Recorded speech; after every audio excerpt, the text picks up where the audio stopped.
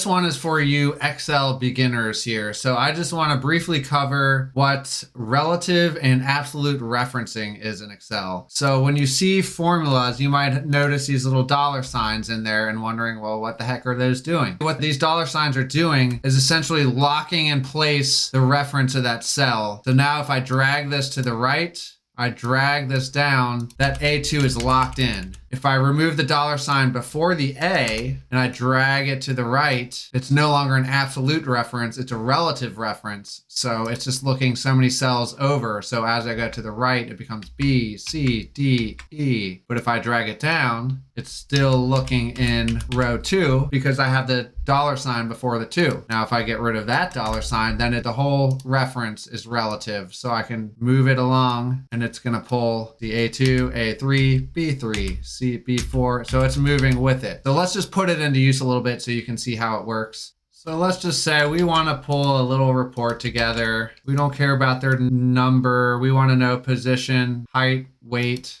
age, and college. And let's just grab a few names. I'll just copy them off of here. Let's use an X lookup. So let's go X lookup. So what value do we want to look up? We want to look up the name. I'm not going to put a reference here yet or a dollar sign. So we'll leave it as a relative reference so you can see what happens. So what array are we looking up this value for? So it's going to be this range right here with the name, comma. Again, I'm not putting a dollar sign here. And then what range do we want to return? So in this case, we're pulling is position. If I close that out, great, we've got it.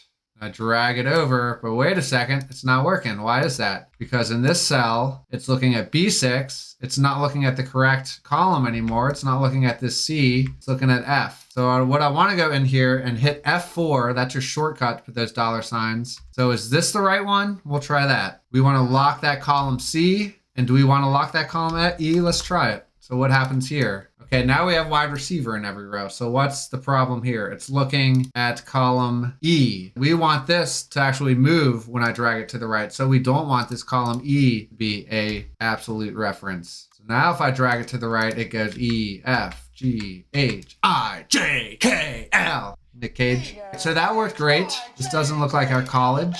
There's some extra columns in there. College is J. Marcel Aitman not have an age?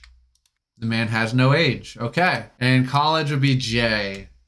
So we'll just drop that in there. The ageless wonder, Marcel Aitman. And we'll drag that down. And a quick way to drag things down, if I go to the corner, this little plus sign, double click, and wait a second, that's just the ageless wonder 5 times. So we have to look at our reference again. So what is it? It's this first one. See, I've locked in the A and the 6. So what's the solution here? The A stays in column A, but the 6, we want to make that a relative reference. Drag that down, drag it over. I do have to change this to J again. And there we go. Relative references. We got our roster in here. Hope that makes sense. Hope you learned something.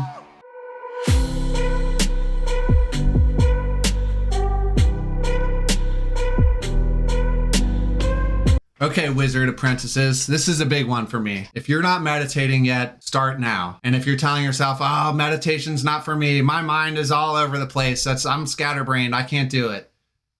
That's the whole point of meditation, is to train your brain to focus. You don't go into a gym for the first time and try to bench press 225 pounds and say, well, I couldn't lift it, I guess lifting weights isn't for me. No, you gotta start somewhere. Start with a few minutes.